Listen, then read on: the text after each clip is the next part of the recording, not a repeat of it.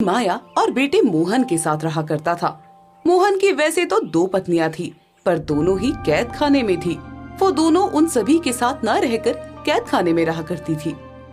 बेटे, तूने तो 2 शादियां कर ली, पर क्या फायदा इन शादियों का जब तेरी दोनों पत्नियां ही तेरे साथ नहीं रहती। तो क्या करूं पिताजी, वे दोनों माँ की शर्तें पूरी नहीं कर पाई। अगर उन्होंने माँ की शर्तें पूरी कर दी होती तो आज वे दोनों कैद खाने में कैद नहीं होती। ठीक है बेटे, तू चिंता मत कर। तूने अपने पसंद की शादी की, इसलिए तेरी माँ ने उनकी परीक्षा ली, लेकिन वे दोनों उस परीक्षा में पास नहीं हो पाई। अब मैं तेरे लिए कोई ढूंढता हूँ, तो फिक्र मत कर। आप सच कह रहे हैं पिताजी? हाँ भाई, सच कह रहा हूँ। अच्छा भाग्यवान, सुनो, मैं बाहर जा रहा हूँ, मुझे कुछ काम है, शाम तक आऊंगा। ठीक है जी।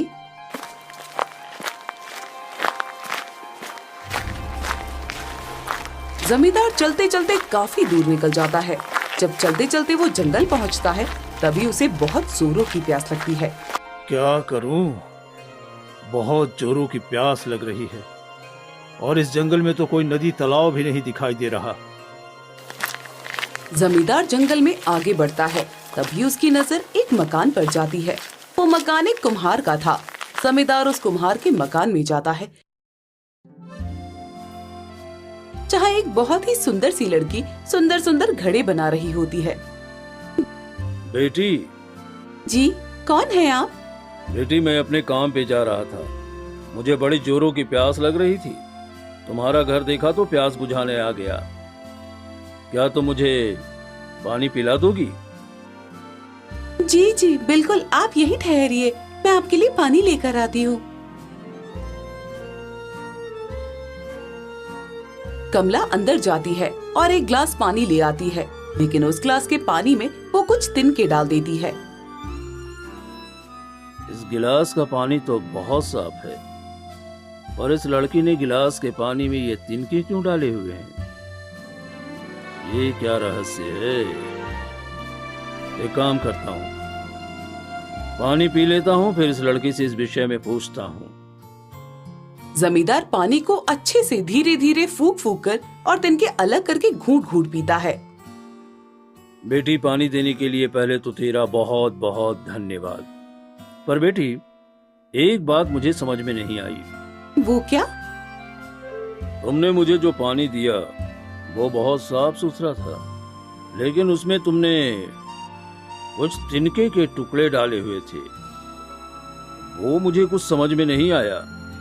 वो तिनके के टुकड़े मैंने इसलिए डाले थे ताकि आप पानी को एक साथ न पिए, बल्कि आप उन तिनकों को धीरे धीरे अलग करके घूंट घूंट पिए। पर ऐसा क्यों? आप बहुत देर से धूप में सफर कर रहे हैं और आपको बहुत जोरों की प्यास लगी थी।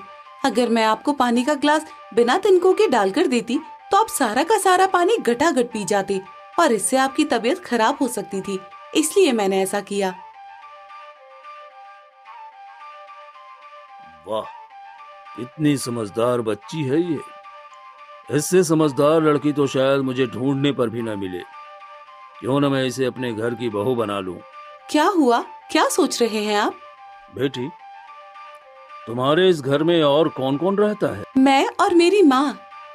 अच्छा, ये काम करो बेटी, जाओ तुम अपनी माँ को बुला लाओ। जी ठीक है। कमला अपनी बूढ़ी माँ को बुला लाती है। जी कहिए, कौन है आप और आपको मुझसे क्या काम है? जी, मैं सुंदरपुर गांव का जमींदार हूँ। मुझे आपकी बेटी बहुत अच्छी लगी है, मैं इसे अपने घर की बहू बनाना चाहता हूँ। क्या? ये आप क्या कह रहे हैं?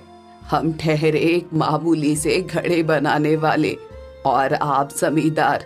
हमारे पास तो 2 वक्त की रोटी भी खाने के लिए नहीं है और न ही हम आपको कुछ दहेज में दे पाएंगे। फिर कैसे बनेगा हमारे बीच संबंध? नहीं नहीं, हमें आपसे कुछ नहीं चाहिए, हमें सिर्फ आपकी बेटी चाहिए। अब आप बताइए, क्या आपको ये रिश्ता मंजूर है? पर मालिक, इतनी जल्दी? हाँ, तो शुभ काम में देर नहीं करनी चाहिए। फिर ठीक है, मैं कल ही बारात लेकर आपके घर आता हूँ। माँ, आप इन्हें हाँ कह दीजिए। बेटी, तू ये क्या कह रही है? मैं इन्हें कैसे हाँ कह दूं? हमारे पास तो 2 वक्त की रोटी खाने के लिए भी कोई अनाज नहीं है। फिर सारी बारात को खाना कैसे खिलाएंगे? माँ, मैं हूँ ना, आप फिक्र मत कीजिए। आप बस हाँ कह दीजिए, बाकी मैं देख लूंगी। ठीक है मालिक, आप कल बारात लेकर आ जाइए। जमींदार अपने घर चला जाता है। बेटी, मैंने मालिक को कल बारात के लिए तो बोल दिया है, लेकिन कैसे क्या होगा मुझे तो कुछ समझ नहीं आ रहा। माँ, आप फिक्र मत कीजिए, सुबह देखते हैं जो भी होगा। माँ, ओ माँ, जल्दी उठ। क्या हुआ बेटी? जल्दी से गांव के 2 लोगों को बुला ला जो डोली को उठा सके। साथ में एक दिया और माचिस भी रख देना और मुझे तैयार करके बारात आने से पहले भिजवा दे। बुढ़िया ने ऐसा ही किया। जब आधे रास्ते में दूल्हा बारात समेत आ गया, तब कमला भी पहुंच जाती है। भैया, डोली यहीं रोक दीजिए। ये क्या बेटी, तुम क्यों आ गई? देखिए जी, आप ठहरे बड़े जमींदार और हम हैं एक गरीब। हमने सोचा कि रिश्ते की तो वैसे भी बात पक्की हो गई है, आप क्यों अपने आप को तकलीफ दें, हम खुद ही आ जाते हैं। वैसे खाना बन गया है, अगर आप सभी को हमारे घर चलना है तो चल सकते हैं। खाना वाना खाकर हम वापस आ जाएंगे।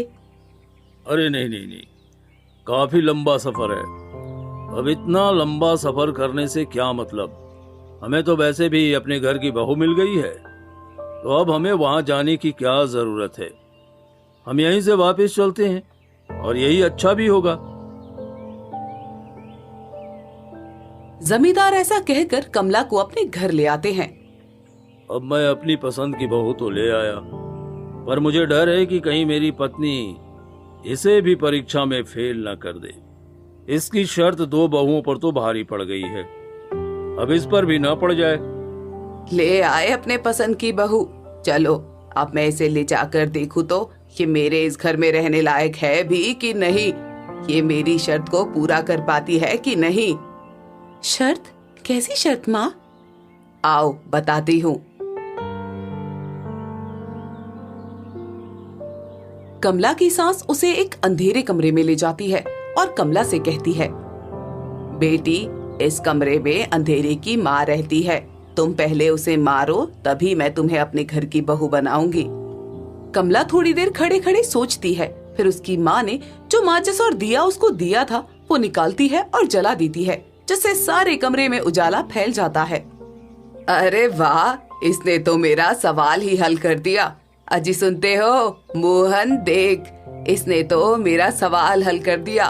वाकई बहुत समझदार बहू आई है इस बार हमारे यहाँ। पहले की 2 जो बहुएं आई थी, उनसे मैंने जब कहा कि अंधेरे की माँ को मारो तो उन बेवकूफों ने डंडा उठाया और यहाँ वहाँ मारने लगी, पर इस बहू ने मेरा सवाल आसानी से हल कर दिया। भाग्यवान, अब तो तुम खुश हो ना? हाँ जी, मैं बहुत खुश हूँ। हाँ तो अब चलो भी, बहुत दूर से आई है, उसे खाना वाना दे दे चलकर।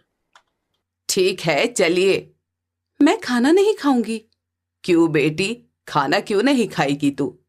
माँ, आप पहले उन दोनों को जिन्हें आपने कैद किया है और बाहर निकाल दीजिए, फिर मैं खाना खाती हूँ। नहीं बेटी, वो दोनों तो मूर्ख है, बेवकूफ है। दोनों मेरे सवाल हल नहीं कर पाई, इसलिए दोनों उम्र भर कैद ही रहेंगी। तो उनकी फिक्र छोड़ और खाना खा। माँ, उनके पास जितना दिमाग था उन्होंने उपयोग किया। अब 5 उंगलियां एक बराबर थोड़ी होती है। आप उन्हें माफ कर दीजिए। उन्हें नहीं समझ आया तो उसमें उनकी कोई गलती नहीं। आप कृपया कर उन्हें माफ कर दीजिए। ठीक है, मैं उन्हें उस कैद से बाहर निकाल देती हूँ। कमला की सास उन दोनों को बाहर निकाल देती है, जिसके बाद वे तीनों बहुएं खुशी खुशी साथ रहने लगती हैं। साथ रहते रहते उन्हें अरसा बीत जाता है। एक दिन पूरे राज्य में सूखा पड़ जाता है, जिससे लोग अनाज के दाने दाने को तरस जाते हैं। सारे राज्य में भूखमरी फैल जाती है। तभी जमींदार अपनी 3 बहुओं से कहता है, बेटी, इस राज्य में लोग दाने दाने को परेशान हैं। हमारे यहाँ भी हम ठीक से 2 वक्त की रोटी का जुगाड़ नहीं कर पा रहे हैं। एक काम करो, तुम अभी अपने घर चले जाओ। जब स्थिति अच्छी हो जाए तब आ जाना। पिताजी, मेरी तो एक बूढ़ी माँ थी, बस उनके अलावा मेरा इस दुनिया में कोई भी नहीं था। वो भी बहुत उम्र की हो चली थी, अब वो भी मर गई होंगी। अब मैं अपने घर भी नहीं जा सकती, पर हाँ, एक काम कर सकती हूँ। मैं खुद कुछ काम तलाशती हूँ और आप सभी की जिम्मेदारी ले लेती हूँ। बस मुझे आप मेरे मायके मत भेजिए। ठीक है बेटी, अगर तेरी यही इच्छा है तो ठीक है। कमला अपना मर्दाना भेष बनाती है और काम की तलाश में दूसरे राज्य निकल पड़ती है। वो एक राजा के पास पहुंचती है और कहती है, महाराज, मैं बड़ी दूर से आया हूँ और मेरे राज्य में भूखमरी पड़ी हुई है। समझ नहीं आ रहा कि क्या करूँ। मेरी 3 पत्नियां हैं, बूढ़े माँ बाप हैं, उनका लालन पालन मेरे ही जिम्मे है। क्या आप कृपया करके मुझे कोई काम दे देंगे? हाँ, मुझे भी एक बहुत तेज तर्रार होनहार आदमी की जरूरत है। जी महाराज, बिल्कुल बताइए क्या काम है, मैं बिल्कुल करूँगा। मेरे पास एक काम है। यहाँ इस राज्य में जब जब किसी दोषी को सजा और फांसी दी जाती है तो उसकी लाश अचानक न जाने कहाँ गायब हो जाती है। तुम्हें उस लाश का पहरा देना है और पता लगाना है कि आखिर लाश जाती कहाँ है। सुबह तक लाश न जाने कौन खा जाता है, जिससे लोग मुझे न जाने पीठ पीछे क्या क्या कहते हैं। राज्य के सारे लोग कहते हैं कि राजा लोगों को फांसी की सजा देने के बाद न जाने लाश क्या करता है और हमें देता भी नहीं है। तुम अगर मेरा ये काम कर सकते हो तो करो, मैं तुम्हें अच्छा खासा धन दूंगा। जी ठीक है महाराज, मुझे ये काम मंजूर है और आप मुझे एक तलवार और एक जाल दे दो। ठीक है। राजा ने कमला को तलवार और जाल दिया और उसी जगह पर ले गया जहां दोषियों को फांसी की सजा दी जाती थी। यही वो जगह है। आज यहाँ एक आदमी को फांसी दी जाएगी। तुम यही इस मुर्दे का पहरा देना और ध्यान रहे लाश गायब न होने पाए। ठीक है महाराज, आप फिक्र ना करें। दिन में उस आदमी को फांसी दी जाती है और कमला रात भर एक पेड़ पर बैठकर जाल और तलवार लेकर उस मुर्दे की निगरानी करती है। कुछ देर पहरा देने के बाद वहाँ एक डायन आती है जो मुर्दे को खा जाती है। ओह, तो ये है वो डायन जो मुर्दे को खा जाती है। जैसे ही वो डायन मुर्दे को खाना शुरू करती है, कमला उसके ऊपर जाल फेंक देती है और तलवार से उस पर वार करने लगती है। देखो, मुझे मत मारो, मुझे मारकर तुम्हें क्या ही हासिल होगा। मेरा तो काम है मरे हुए इंसान को खाना। अगर तुम मुझे नहीं मारोगी तो मैं तुम्हें माला माल कर दूंगी। बस तुम्हें मेरे घर चलना होगा। तुम्हारे घर पर? तुम्हारा घर कहाँ है? मेरा घर बहुत कठिनाइयों वाला है और तुम इतनी आसानी से वहां नहीं पहुंच सकते हो, पर हाँ, मेरे पास एक उपाय है। क्या उपाय? तुम जंगल जाना, वहां एक बहुत ही चमकदार और नीला पेड़ लगा होगा। तुम उसकी एक नीली लकड़ी तोड़ना और उस पर अपने दोनों पैरों को रखकर कहना, मुझे अम्मा खातिर के यहाँ जाना है। वो लकड़ी तुम्हें उड़ाकर वहां पहुंचा देगी। चलते चलते तुम्हें 2 गुफाएं दिखेंगी, जिनमें से एक में बारिश हो रही होगी और दूसरे में धूप निकली होगी। तो तुम बरसात वाली गुफा में आ जाना। तुम्हें चलते चलते मेरा घर दिख जाएगा। ठीक है, मैं तुम्हें छोड़ देता हूँ, जाओ। अरे वाह, आज तो मुर्दा यही है। चलो, आज मैं तुम्हें इस काम के बदले 1 टका देता हूँ और तुम्हारा नाम भी आज से टका सिपाही रखता हूँ। महाराज, मुझे माफ करिएगा, परंतु मैं कल नहीं आ पाऊंगा। मुझे कल बहुत जरूरी काम है। ठीक है, कोई बात नहीं। एक काम करो, तुम्हारा तो रात का ही काम है ना, तो तुम रात को आ जाना। ठीक है महाराज। कमला ऐसा कहकर जंगल की ओर निकल जाती है। वहां वो उस जंगल में नीली लकड़ी ढूंढती है और उस पर अपने दोनों पैर रखकर कहती है, ऐ लकड़ी, तू मुझे अम्मा खातिर के यहाँ ले चल। जैसे ही कमला ने ऐसा बोला, लकड़ी कमला को लेकर उड़ने लगती है।